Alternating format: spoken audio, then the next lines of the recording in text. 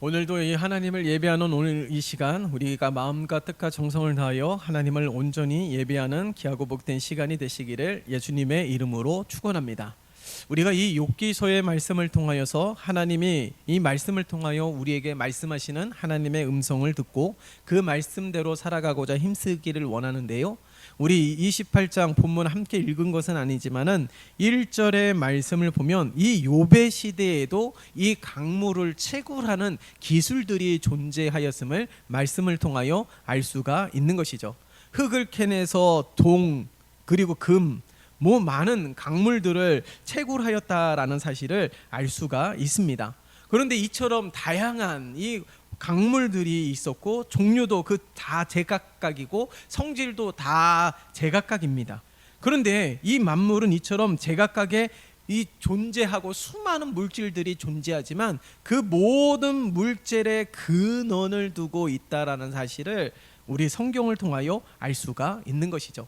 창세기 1장에 보면은 어떻게 말씀하시고 계십니까? 어둠과 이 혼란, 암흑이 가득한 이 시대에 하나님께서는 말씀으로 세상을 창조하셨음을 말씀하고 있어요.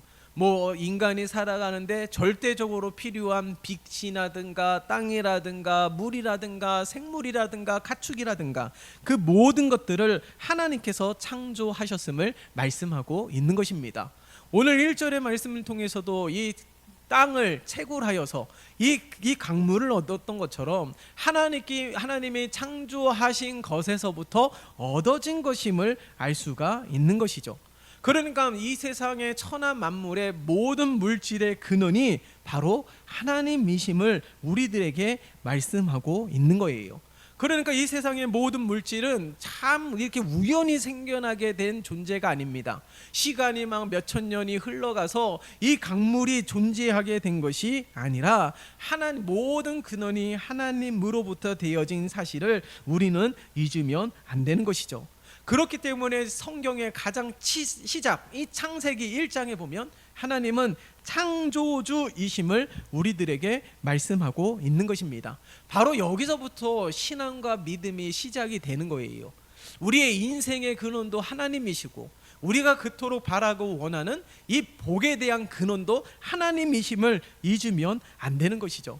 여러분 보세요. 28장 1절부터 살펴보면은 우리가 참으로 귀하게 여기는 금, 은, 보석들이 나오지 않습니까? 왜 이 금이나 은이나 이 보석들이 왜 가치 있는 강물이 된 이유가 무엇일까요? 희소성이잖아요. 왜 오늘날도 후진국을 보면은 이 살기 위해서 부자가 되기 위하여 꿈을 가지고 소망을 가지고 이 땅을 파는 이들이 있습니다. 흙을 이렇게 채해서 가려가면서 이 금의 원석을 발견하고자 하는 보석의 원석을 발견하고자 하는 그런 일들이 얼마나 많이 일어나고 있는 줄 몰라요. 그러나 그 일들이 쉽습니까? 절대 그렇지 않아요. 땅을 판다 할지라도 이 강물을 얻기까지, 보석에 대한 원석을 얻기까지 그리 쉽지 않음을 알 수가 있는 것입니다.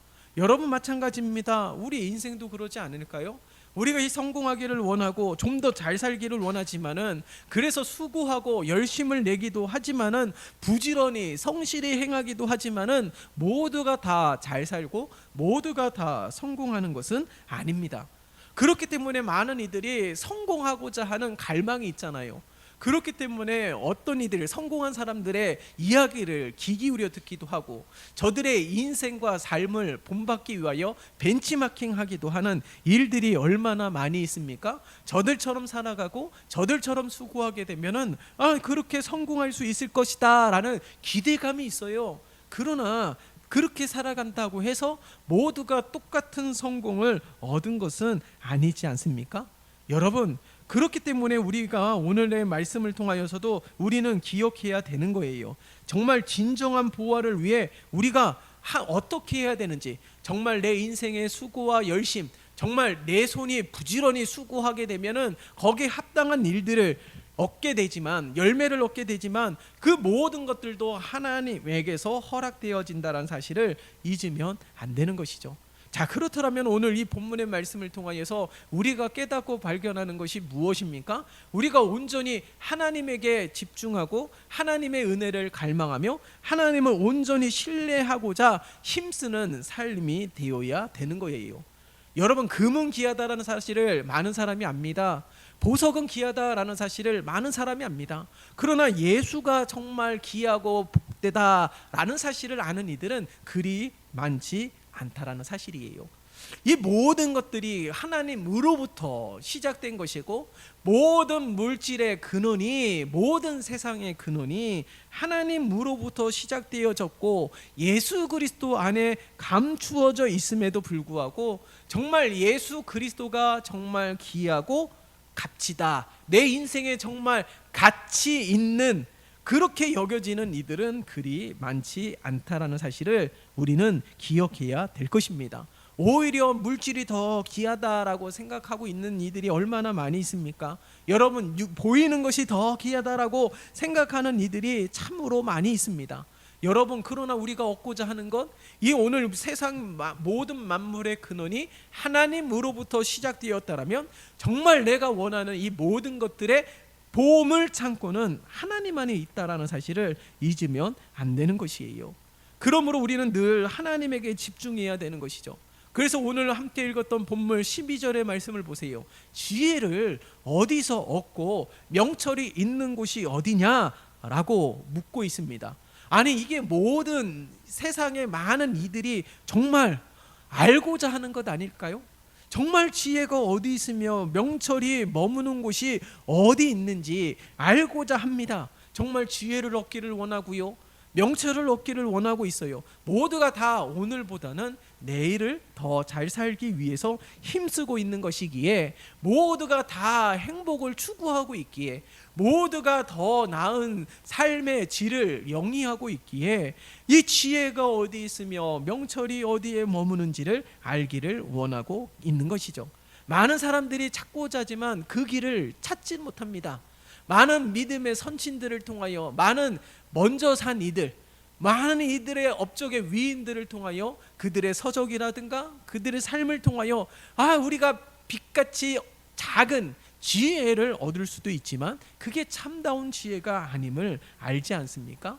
그런데 오늘 본문의 말씀 속에서도 보세요.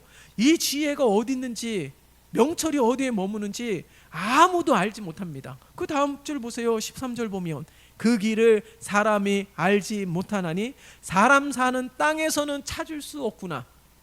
보세요. 이 지혜를 찾고자 하지만, 명철을 찾고자 하지만 사람 사는 땅에서는 찾을 수가 없음을 말씀하고 있는 거예요. 여러분 보세요. 천하 만물을 다 하나님께서 지으시지 않았습니까? 물도 바람도 다 하나님께서 지으셨지만은 자연 앞에 인간은요 아주 무기력한 존재임을 우리가 경험을 통해서 알지 않습니까? 돌풍이 불면요 어떻게 합니까? 우리가 온전할 수가 없어요. 비가 많이 내리면 홍수가 나지 않습니까? 온전할 수도 없습니다. 비가 내리지 않은 그러니까 가뭄이 일어나게 되면 어떻게 합니까? 우리는 이 자연 앞에서 굉장히 무기력한 존재임을 알 수가 있는 것이죠. 그래서 하나님처럼 되고자 했던 일들이 역사적으로 보면 얼마나 많이 있었습니까? 성경에도 이 바벨탑 사건을 보세요. 하나님같이 높아지고자 힘썼던 그 바벨탑을 지었던 많은 인간들이 하나님의 심판을 받고 언어가 달라지고 흩어지게 되는 일들이 일어나지 않았습니까? 이처럼 우리는, 인간은 자연 앞에서 상당히 무기력한 존재임을 증거하고 있는 거예요. 그런데 보세요. 하나님이 하신 일들을 보세요. 자연 앞에서는 한없이 무기력한 존재가 우리 연약한 인간들이지만 하나님은 어떻게 하셨습니까? 홍해도 가르셨어요. 예수님은 어떻게 하셨습니까? 풍랑도 잠잠케 하셨습니다. 히스기야 시대 때 보면 하나님은 해를 멈추게도 하였던 일들이 성경에 기록되고 있어요. 더 놀라운 것은 이 산을 들어서 저 산을 옮길 수 있는 방법이 있는데 그것이 무엇이라고 말씀하셨습니까? 믿음이라고 말씀하셨어요. 티끌 같은 믿음만 있어도 이 산을 들어 저 산을 옮길 수 있는 놀라운 일을 행할 수 있음을 말씀하고 있습니다. 그러니까 자연 앞에서는 한없이 무기력한 존재들이지만 정말 이 믿음이라는 것은 이 자연의 무시무시한 힘조차도 오히려 무기력하게 만들 수 있는 놀라운 능력이 됨을 우리들에게 말씀하고 있는 것입니다. 여러분, 오늘날 보세요. 이제 우주 여행도 이 상상 속에 존재하는 일이 아닙니다. 이제 우주 여행도 가능한 시대가 되었음을 우리는 알지 않습니까? 여러분, 홍해를 가르고 풍랑을 잠잠케 하고 해를 멈추었다는 일들은 그러함에도 불구하고 없었어요. 과학이 눈부시게 발전하였고 이제 미지의 세계인 우주조차도 나아갈 수 있는 시대 속에 살아가고 있지만, 성경에서 하나님이 권세와 능력으로 펼치신 홍해를 가르는 일들이 오늘날 이 세상에 있지 않았어요. 풍랑을 잠잠케 하는 일들, 해를 멈추게 하는 일들, 수없이 찬란한 이 과학의 문명에 발달된 시대 속에서 살아가고 있고, 그로 인하여서 우리가 유익과 좀 더 이로운 삶을 살아가고 있지만, 하나님의 역사 앞에서는, 하나님의 능력 앞에서는 아직까지도 아주 미미한 존재일 뿐임을 우리는 알 수가 있는 것이죠. 자, 그렇더라면 우리가 이처럼 크고 놀라운 믿음으로 하나님 앞에 서야 되는 것입니다. 믿음으로 하나님 앞에 나아가게 되면 어떠한 일들이 일어나게 될까요? 여러분, 성경 속에서 놀라운 하나님의 역사들이 우리들의 삶 속에 펼쳐지며 그것을 눈으로 묵도하는 증인이 된 삶으로 살아갈 수 있음을 잊으면 안 되는 겁니다. 여러분, 우리들의 삶 가운데 수많은 인생의 장애물들이 얼마나 많이 있습니까? 그 때문에 낙심하는 일들, 번민하는 일들, 갈등하게 되는 일들, 좌절하게 되는 일들이 상당히 많이 있습니다.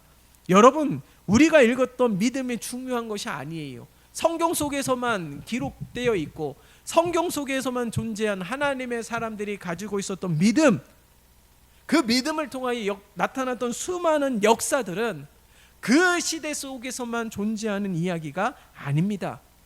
그저 지식적으로만 알고 있었던 믿음이 아니에요. 우리가 그토록 소망하였던 그 믿음이 아닙니다. 가장 중요한 것은 무엇이냐면, 이 성경 속에서 우리들에게 말씀하고 있는 믿음이 나의 믿음이 되어야 된다는 사실이에요. 수많은 장애물조차도 뛰어넘을 수 있는 믿음이 이제는 나의 믿음이 되어야 되는 것입니다. 주님을 의지하고 신뢰함으로 이 모든 장애물을 뛰어넘을 수 있는 믿음의 주인공이 바로 내가 되어야 되는 것이에요. 내가 우리의 삶을 보다 풍요롭게 하거나 이 모든 원자재가 저절로 생겨난 것이 아닙니다. 쉽게 이야기하자면 금은 보석 같은 것들은 재료를 통하여 가공하여 만듭니다. 그러니까 인간의 노력으로 되어진다는 사실이에요. 뭐 강물을 캐내어서 이 원석을 얻어서 가공하고 깎아서 이 가치 있는 존재로 만드는 것이 인간의 노력으로 되어지는 것이죠. 이 찬란하게 이 발달된 이 과학 기술 문명의 발달도 어찌 보면은 인간의 노력으로 되어진 것입니다. 그러나 인간의 노력으로 되어지지 않는 것이 있어요. 그것이 무엇입니까? 오늘 말씀하고 있는 지혜라는 거예요. 예? 인간의 노력으로 되어지지 않습니다. 먼저 산 이들의 삶을 통하여서 배울 수 있는 지혜, 지식도 있겠지만은 그 모든 것들이 인간의 노력으로 절대로 얻을 수 없는 거예요. 여러분 보세요. 분명하게 이야기하잖아요. 그 길을 찾을 사람이 없고 지혜의 길을 알지 못한다라는 얘기예요. 사람 사는 땅에서는 절대로 찾을 수 없음을 말씀하고 있는 것이죠. 여러분, 금으로라도 살 수가 없습니다. 이 지혜는 이 세상에 존재하는 수많은 금은 보석보다도 더 귀한 것이 지혜라는 것이에요. 그런데 그 지혜가 어디서부터 오느냐? 바로 하나님에게서 옴을 우리들에게 말씀하고 있는 것입니다. 여러분, 오늘 마지막 절에 보세요. 모든 사람들에게 말씀하시지 않습니까? 보라, 주를 경외함이 지혜요, 악을 떠남이 명철이로다 라고 말씀하고 있는 거예요. 여러분, 우리는 하나님 앞에서 너무나도 무기력한 존재이고 수많은 자연 앞에서도 아무 힘을 쓸 수 없는 연약한 존재이기에 우리는 어떻게 해야 됩니까? 하나님께 지혜를 구하여야 되는 거예요. 정말 잘 살기를 원하신다라면, 정말 내가 오늘보다 내일의 삶이 더욱더 복되기를 원하신다라면 우리가 어떻게 살아가야 되는지를 누구에게서 물어야 되고 어디에서 찾아야 된다고요? 이 세상에 존재하는 것에서 찾는 것이 아니라, 땅에서 찾는 것이 아니라 하나님에게서 찾아야 됨을 우리들에게 말씀하고 있는 거예요. 여러분, 내가 수고하면 꿈을 이룰 수 있고 비전을 이룰 수 있고 내가 수고하면 성공할 수 있다라고 이렇게 이야기를 하지만, 정말 우리가 말씀을 통해서 얻는 지혜는 그런 지혜를 말하는 것이 아니에요. 재테크 잘하는 방법, 부동산에 잘 투자할 수 있는 방법, 그런 것을 원하는 것이 아닙니다. 여러분, 인간의 기술이 얼마나 발달되었어요. 이젠 비도요 인공으로 만들어서 비를 내릴 수 있는 시대입니다. 얼마 전에 그 매스컴에서 전해준 소식을 보니까 중국에서 이 인공비를 만들기 위해서 그렇게 로켓을 쏴가지고 비를 만들 수 있는 구름을 인공적으로 만들어서 비를 내리기 위해서 로켓을 수백 발을 쐈대요. 그로 인해서 비가 내렸습니다. 그런데 그로 인해서 나타난 부작용이 무엇이냐면 돌풍이 불었다라는 거예요. 그래서 수많은 재산 피해를 입게 되었어요. 보세요. 또한 오늘날은 어떻습니까? 완전히 내연기관으로 이렇게 기름으로 인하여서 자동차가 움직이고 있는데, 전기로 자동차가 움직이는 혁신적인 시대 속에서 살아가고 있는 것 아니겠어요? 이제는 무인 자동차도, 무인으로 운전하는 자동차도 눈에는 나타납니다. 그것이 몇 년이 지나면 대중화가 될 수도 있습니다. 그런데 보세요. 여러분, 이제는 지금이 이런 혁신적인 기술 가운데 있지만 많은 사람들이 전기 자동차를 혐오의 대상으로 여겨지지 않습니까? 얼마 전에 이 전기 자동차의 큰 화재로 인해서 큰 재산적 피해를 입어서 많은 사람들이 전기 자동차를 꺼려하고 있어요. 두려워하고 있단 말이죠. 그 전기 자동차 화재 사건 이후로 이 전기 자동차 매물이 얼마나 많이 늘어났는지 몰라요. 전기 자동차를 만들었던 인간적인 이 기술이 굉장히 위대한 것임에도 불구하고 무엇을 말하는 걸까요?